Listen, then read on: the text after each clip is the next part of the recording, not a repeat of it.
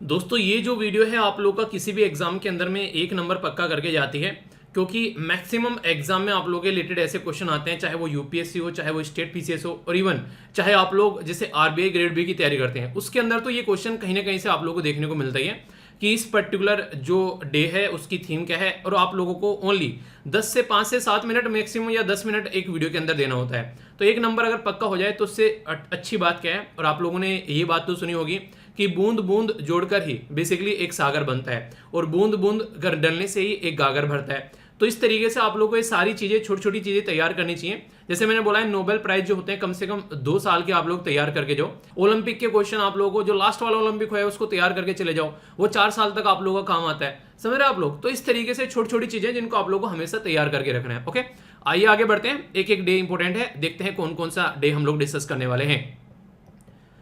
पहले यहां पर बात की जा रही है 2 अप्रैल के बारे में। 2 अप्रैल जो है यहां पर वर्ल्ड ऑटिज्म जो अवेयरनेस डे के बारे में यहां पर ये बात करता है। और ऑटिज्म एक ऐसी बीमारी है जिसके लिए काफी हद तक हमारी जो सोसाइटी है वो अनअवेयर रहती है।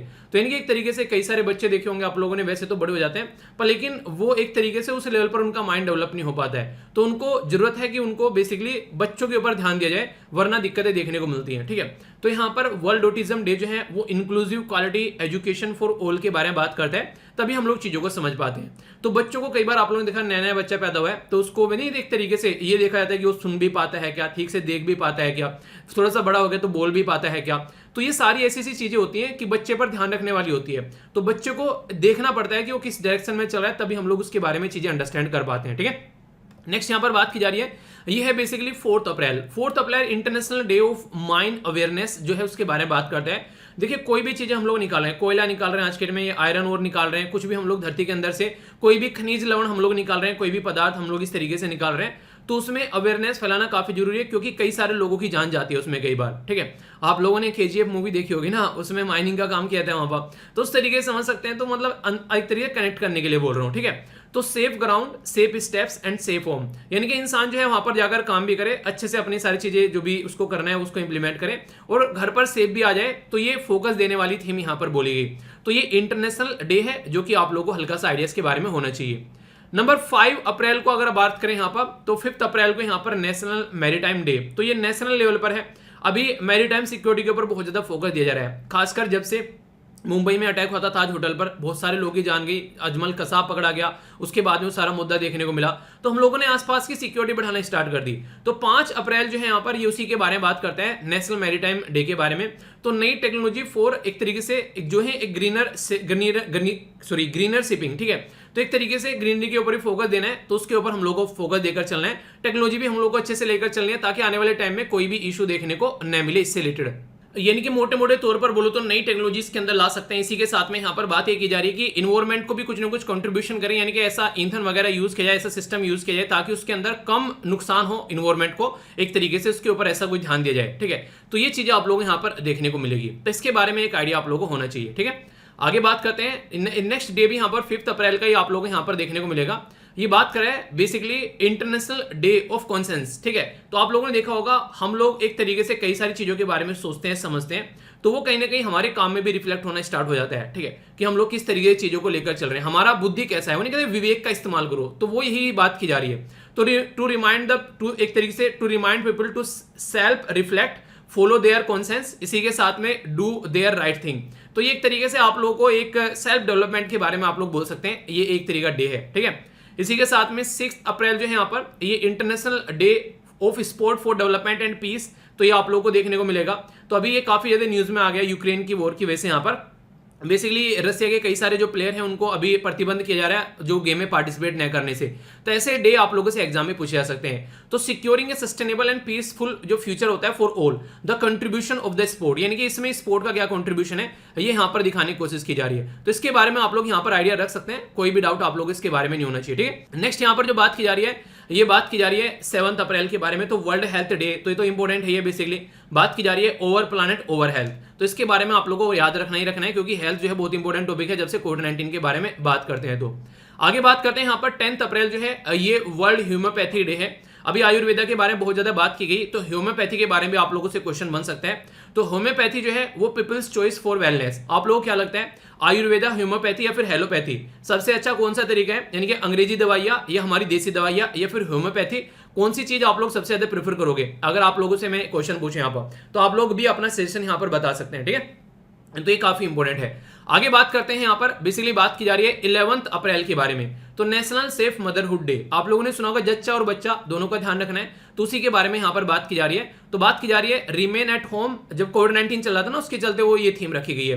तो बेसिकली कोविड-19 के चलते तो protect mother and infant safe from corona, यानी कि एक तरीके से कोरोना से बचाना है उनको, और मदर यानी कि जच्चा और बच्चा दोनों का ध्यान रखना है। तो ये बातें यहाँ पर की जा रही है, ठीक है? आगे बात करते हैं 12 अप्रैल जो है ये international day of human space flight. देखिए अभी फिलहाल आप लोगों ने देखा इंटरनेशनल स्पेस स्टेशन न्यूज में था, ठीक है? वो क्यों? क्योंकि उसको रसिया से बाहर निकालने की, रसिया को उससे बाहर निकालने की बात की जा रही थी। तो रसिया ने बोला कि कंट्रोल मेरे हाथ में है, मैं कहीं पे भी इसको गिरा दूंगा अगर ऐसी बातें देखने को मिलेगी तो उसके चलते न्यूज में आ गया था। तो इसके बारे में हल्का सा पूछा जा सकता है किस डेट में सेलिब्रेट किया था, क्योंकि स्पेस में जो ह्यूमन की बिगिनिंग है वो भी एक नई एक एरा को एक तरीके से तैयार करती है, किस तरीके से हम लोग स्पेस में पहुंच गए, ठीक है? तो उसके बारे में यहाँ पर ये बातें हैं। 13 अप्रैल जो है जलियांवाला बाग मैसेकर, खतरनाक चीज है भाई साहब, और इसके रिलेटेड जो अभी हम लोगों ने मेमोरियल बनाया तो उसके बारे में याद रखते हैं। तो लोगों को याद करना कि जो निहत्थे बेगुनाह लोगों की जान गई उसमें, उसी के चलते ये डे है 13 अप्रैल को, ठीक है? कौन था यहाँ पर जिसके द्वारा हरकतें की गई थी, उसका नाम आप लोग बताइए। 14 अप्रैल को अंबेडकर जयंती, जो कि भीमराव अंबेडकर जी की जो जयंती है वो सेलिब्रेट की जाती है। तो यहाँ भी कई बार आप लोगों से डायरेक्ट क्वेश्चन पूछे जाते हैं। हमारी कंट्री के काफी महान पर्सनैलिटी जिन्होंने हमारा संविधान ड्राफ्ट किया, एक तरीके से उसको डायरेक्शन दी, तो इस तरीके से यहाँ पर हमारी कंट्री में जो बैंकिंग सिस्टम है उसमें बहुत बड़ा रोल है। इनकी एक किताब है रुपी से रिलेटेड, नीचे कमेंट बॉक्स में उसका नाम बताओ, देखता हूँ किस किस को याद है। वर्ल्ड आर्ट डे के बारे में बात की जा रही है। तो फाइन आर्ट जो होता है उसको सेलिब्रेट करना चाहिए। आप लोग आर्टिस्टिक लोग हैं, आप लोग कुछ अच्छा जानते हैं आर्ट के फील्ड में, तो उसको एप्रिशिएशन मिलना चाहिए ताकि ये इंसान और उच्च लेवल में अच्छे से काम कर सके। तो उसी को सेलिब्रेट करने की बात की जा रही है और उसके बारे में अवेयरनेस भी फैला जाए ताकि लोग जो है वो उसको समझ सकें अच्छे से कि अच्छा ये चीज करता है ये इंसान, और उसको उसका रिकग्निशन मिल सके। नेक्स्ट यहाँ पर बात की जा रही है, ये बात की जा रही है वर्ल्ड हीमोफीलिया डे के बारे में। हीमोफीलिया एक ऐसी बीमारी होती है जिसमें ब्लड की क्लोटिंग नहीं होती है। अगर किसी को चोट लग गई तो खून बहता रहता है। तो यहाँ पर एक्सिस फॉर ऑल एक तरीके से पार्टनरशिप, यानी कि बात की जा रही है कि सबको उसके बारे में अवेयरनेस फैलाना चाहिए कि ऐसी कोई बीमारी है और अगर हो तो कहीं कैसे उसको कंट्रोल करना है, तो उसके बारे में है यहाँ पर ये, ठीक है? तो वर्ल्ड हीमोफीलिया डे याद रखिएगा, क्लोटिंग न बनना खून का, उसमें ये दिक्कतें देखने को मिलती है, ठीक है? आगे बात करते हैं वर्ल्ड हेरिटेज डे के बारे में। तो हेरिटेज एंड क्लाइमेट साथ में लेकर चलने की बात की जा रही है। अभी आप लोगों को बताना है हमारी कंट्री में यूनेस्को की वर्ल्ड हेरिटेज साइट कितनी है, तो उसके बारे में आप लोगों को पता होना चाहिए। तो एक तरीके से ये काफी ज्यादा न्यूज में थी रिसेंटली, कई सारी नई नई हेरिटेज साइट बनी है, तो क्वेश्चन बन जाए तो कंफ्यूज मत होना। आगे बात की जा रही है 21 अप्रैल नेशनल सिविल सर्विस डे। अगर आप लोग सिविल सर्वेंट बनना चाहते हैं तो ये डे तो आप लोगों को पता होना ही चाहिए, ठीक है? 22 अप्रैल जो है ये world earth day, invest in over planet, यानी कि प्लानट में इन्वेस्ट करो ताकि यहाँ पर कार्बन डाइऑक्साइड को कम कर सकें और वो सारी चीजों को हम लोग कंट्रोल कर सकें। तो उसके चलते यहाँ पर ये basically invest in over planet यहाँ पर थीम रखी गई है।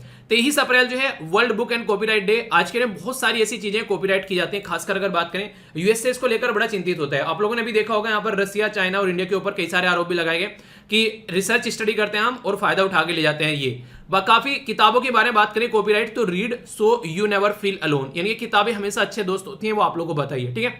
24 अप्रैल नेशनल पंचायती राज डे, तो आप लोगों को पता ही है, ठीक है?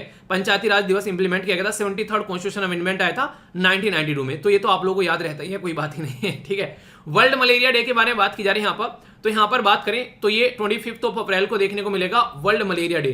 तो कैसे हम लोग रिड्यूस कर सकते हैं मलेरिया की डिजीज और बर्डन और लोगों की जान को सेव कर सकते हैं, तो ये इसकी थीम है यहाँ पर, क्योंकि अगर अवेयरनेस रहेगी तो हम लोग उनकी जान भी बचा पाएंगे, ठीक है? वर्ल्ड इंटेलेक्चुअल प्रॉपर्टी डे के बारे में बात करें तो यहाँ पर ये आईपी और youth innovative for the better future, जो इनोवेशन कर रहे हैं बेटर फ्यूचर के लिए, उनको रिकॉग्नाइज करना है और अप्रिशिएट करना है ताकि और ज्यादा इनोवेशन हो सके इस फील्ड में, ठीक है? जैसे कि यहाँ पर WTO के साथ में मिलकर यहाँ पर काम किया जाता है। तो वर्ल्ड इंटेलेक्चुअल प्रॉपर्टी राइट को लेकर यूएसए टेंशन में रहता है। World day for the safe and the world day for the safety and the health at work. अब काम करने को ही वहां पर जाता है तो वहां पर सेफ्टी होनी चाहिए, ऐसा नहीं कि दिक्कतें देखने को मिल रही है। तो बात की जा रही है participation and social dialogue in creating a positive safe और इसी के साथ में जो हेल्थी कल्चर होती है, तो सेफ्टी और कल्चर, हेल्थी कल्चर के बारे में बात की जा रही है। जहां पर भी कोई काम करे, कोई महिला काम कर रही है, तो उसको वहां पर ऐसा माहौल मिलना चाहिए कि वो महिला वहां पर सेफ फील करे, ऐसा आप लोग बोल सकते हैं। ठीक है। और 30 अप्रैल जो है यहाँ पर ये आयुष्मान भारत दिवस, जो कि हेल्थ को प्रमोट करता है, अच्छी हेल्थ हम लोग को मिलनी चाहिए, तो ये बातें यहाँ पर की जाती है। तो ये थे सारे डे। आई होप कि आप लोगों ने इसको अच्छे से एंजॉय किया होगा। पीडीएफ टेलीग्राम पर मिल जाएगी, यहां से जाकर डाउनलोड कर लेना। अपना ध्यान रखिए, नेक्स्ट लेक्चर में मिलता हूं, तब तक के लिए जय हिंद।